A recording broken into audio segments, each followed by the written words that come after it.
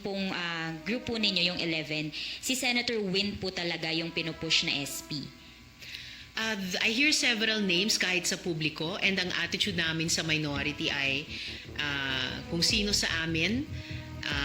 I'm proud na may napatunayan na dating kakayahan bilang mga dating Senate President at meron talagang malakas na potensyal na magsilbi din sa ganong tungkulin. At kung tatanungin niyo ako tungkol kay Senator Sherwin, kung maging siya, magiging mabuting Senate President siya. Sorry ma'am, last on my end. Ma'am, gaano po ba ka-importante for you na magkaroon ng leadership change considering also na malapit nang mag-adjourn yung session?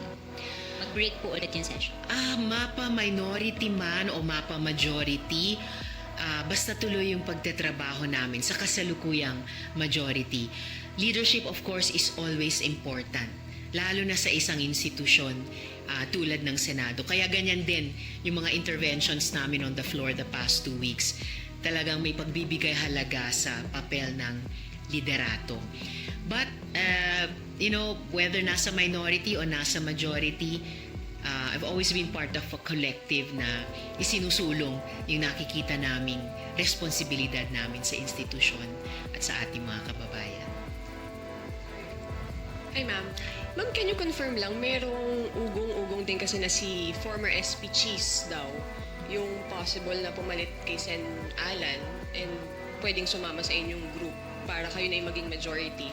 Is Senator Cheese not an option? Can you confirm that, ma'am? And is he not an option? Talagang Win, Senator Win lang po.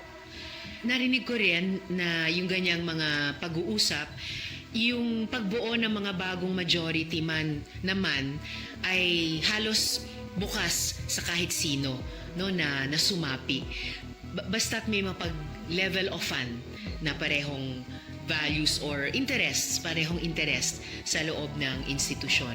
But if you're asking me about Senate presidency, as I mentioned earlier, kung maging si Senator Sherwin yan, magiging mabuti yan para sa Senado. Pero kung Senator Cheese, hindi siya as aligned with the values of the current minority. Hindi kasing napag-uusapan yon. Ma'am, may I confirm lang din po, yung kay Senator Bato lang ma'am, yung inyong resolution urging him to surrender after lahat ng legal remedies, naipasa na po sa Committee on Rules yun, ma'am, di ba? Anong status nun, ma'am? Well, sa pagkaalam ko, nandun pa rin sa Committee on Rules para sa disposisyon ng Rules Committee sa ilalim ng Majority Leader. So, isa nga ako sa mga pumirma nun, pinangunahan ni Senator Kiko Pangilinan. And yes, ang panawagan dyan ay sumuko siya sa Philippine authorities at mag-seek ng lahat ng legal remedy sa ilalim ng Philippine Constitution, laws and rules. At ganun pa rin ang aking panawagan sa kanya para dapat maresolba ng legal at mapayapa ang sitwasyong ito kasi sobra ng maraming na-damage na institusyon at yung buong bansa pa nga sa ganitong sitwasyon. Sen, kamusta na po kayo? Nakangiti po. But seriously, kinamusta niyo po ba or have you had the chance to speak with Senator Pia? Kasi we all know kaibigan naman po kayo ni Sen Pia at maraming issues previously na magkasama kayong dalawa. Hindi pa kami nakapag-usap as in usap, pero nakita nyo naman nung pinarangalan namin yung mga archers, nagkataong magkatabi kaming nakatayo para sa photo, and nung nag-suspend at pumasok kami sa lounge para sa briefing tungkol sa impeachment trial, nagkataon ding magkatabi kaming nakaupo. So, natural na makapag-usap or chat pag ganyan. Do you share the sentiments of many na ito na yung, kasi nabanggit din to ni Senator Ping over the weekend that this is the lowest of lows of at least recent history ng Senate as an institution. Sinabi ko rin yun pagkatapos ng mga pangyayari nung nakaraang linggo at yung 2 weeks ago, pati sa privilege speech ko na this is really the lowest na inabot ng Senado.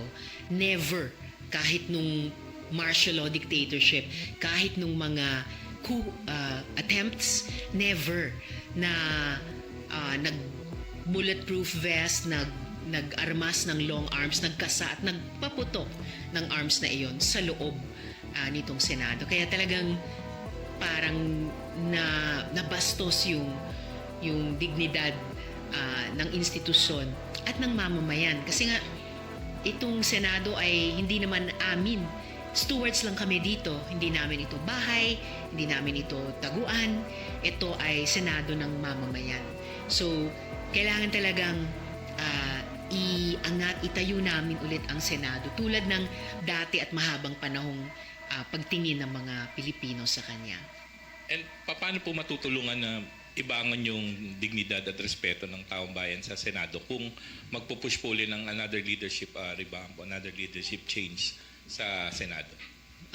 Kung manatili man ang kasalukuyang liderato, kung mapalitan man ang kasalukuyang liderato, tingin ko hindi yan contradictory kung sakali sa paggawa ng tungkulin ng Senado. Dahil alinmang liderato, yung kasalukuyan, o kung may bago, tulad ng mga nakaraan, pareho ang tungkulin.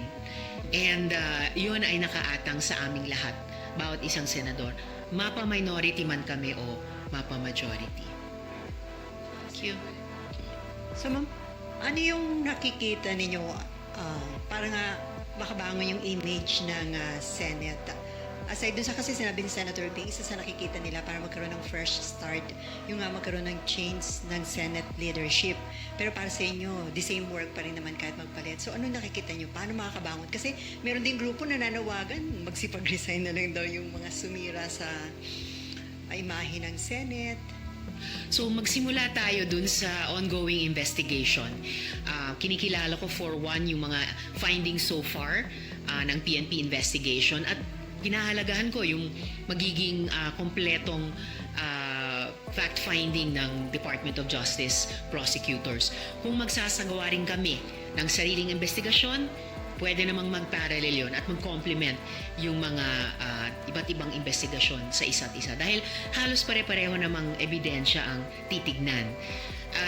So, at lampas dun sa investigasyong iyan kung saan talagang dapat masagot bukod sa, at kita kasi sa video, sinong unang nagpaputok, bakit nagpaputok, yung tanong na papaano nangyari ang lahat ng ito.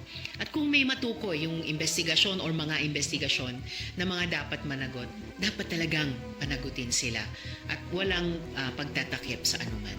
Ano yung pwedeng maging worst scenario sa Senate kung wala kayong magawa para makarecover, mabawi yung magandang imahe ng Senate? Meron pa bang worse doon? Nasa worst situation na nga kami sa ngayon eh. So there should be no way to go but up. Nowhere to go but up. So magwasto kami sa harap, sa mata ng mamamayan. Tumutok ulit sa mga trabahong kinakailangan ngayong nagpapatuloy yung Middle East War, yung oil crisis at paghihirap ng aking mga kababayan sa gitna nun. Tuloy yung aming mga trabaho bilang mga senador. Yung nabanggit ko kanina, kasama na yung impeachment trial. Kailangan ma-earn namin ulit ang tiwala, buong tiwala ng ating mga kababayan. At you're confident na magagawa niyo yun, ma'am? Mabalik yung tiwala ng publiko? Fully intending ang minority na mag-ambag para maibalik ang tiwala ng mamamayan sa ating Senado. So ma'am, this afternoon, wala pang kasiguruhan kung magkakaroon ng pagbabago sa Senate leadership as of this time. Magkakaroon lang ng kasiguruhan kapag sigurado na yung mga pwersang kikilos. So, but as of now, at least I can assure you, solid ang 11, seryoso sa trabaho namin, and 100% committed na mag-contribute kami para